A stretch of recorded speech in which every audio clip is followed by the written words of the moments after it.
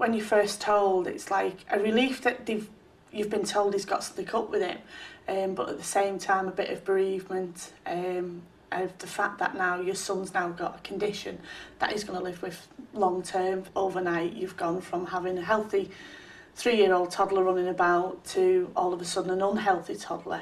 We tend to assume with adults that, well, if you give them a load of diabetes information and a box of tricks, then they'll get on and sort it out themselves. And probably that's true. For children that's not the case, as in a sense that responsibility is delegated to the parents. Finding out our children were both diabetic, you've lost something and you have to become a different family. You suddenly have to become medical professionals and you are the first line of care for your children. The big concern is when they go off to school, is because you've always managed as a family the child's diabetes. All of a sudden your child's going to school for 6-7 hours and somebody else is going to take over the control of the child's diabetes, which is quite hard for some parents to accept. It's absolutely critical that we get the school or nursery care as right as possible, and this does require quite an integrated approach between the families and the school. Tom and Joe's teacher's really good and the school's been really supportive, and yet still there are times when, you know, a supply teacher comes in, you know, who hasn't, somehow the message hasn't got through to them that, you know, that they've got a diabetic child in their class today. It's a lot of a hassle because, I mean, when you're like high in class, you have to go and get your lunchbox or wherever you keep your insulin, get it out. You have to check how many you need, you have to inject it. Sometimes you even have to phone up your mum if you forget to see how many you need. They get interrupted all the time when they're in the middle of playing. They have to eat when they're already full. They can eat a full meal and then be low 2 hours later and not want to eat, and they have to.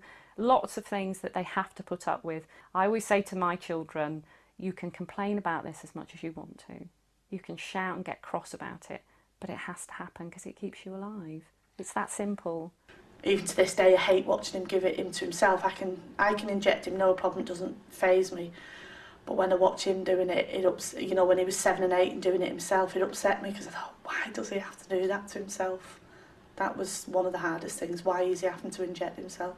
At the moment, you know, we're sort of in control of their care and we can do the best we can, you know, to keep them healthy. What you worry about is, well, when they get to their teens, what if they kind of kick back against that and they're cooking for themselves and, you know, maybe getting drunk a lot and stuff like that, and all of that can play havoc with your diabetes. So it's just that thing of really hoping they're going to be okay once they have to go out in the world for themselves. It's very easy, I think, to think, oh, well, we're doing the very short-term things. It's getting the glucose testing right and the insulin injections and all this sort of stuff. But actually, it's what's clear is how we deal with this chronic condition is how do you ensure that somebody really becomes quite motivated, and how do you maintain that motivation over, in the individual's case, a lifelong, but certainly in the parent's case, over the next 10, 15 or 20 years. And that's the real challenge.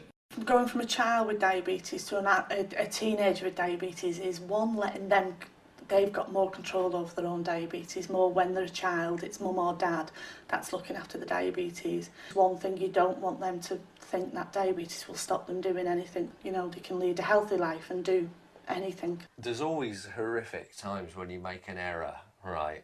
Like, you know, you give the injection and then you realise you hadn't done any air shots, so it was a new file of insulin, so you can't be sure how much insulin they've now got. Obviously you then take action to make sure that they're okay once that's happened.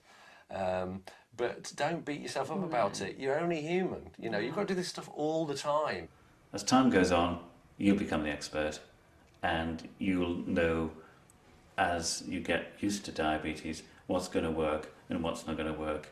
They go into phenomenal levels of detail, much more than you need to know, and they start talking about these basic assumptions that they've got about it, which you've no idea what they're talking about.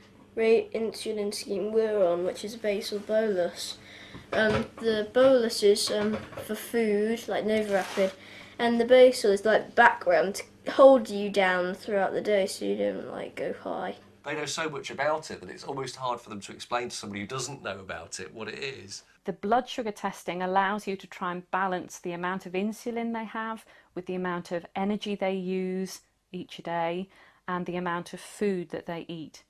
So those three things sound quite simple, but when you're talking about an 18-month-old, you're trying to predict, when you give them an injection at 8 o'clock, how much running around they're going to do before they get to their lunch. So don't be too worried about doing lots of blood tests, because when they're little, you need to see what's happening. It may look terrible at the beginning.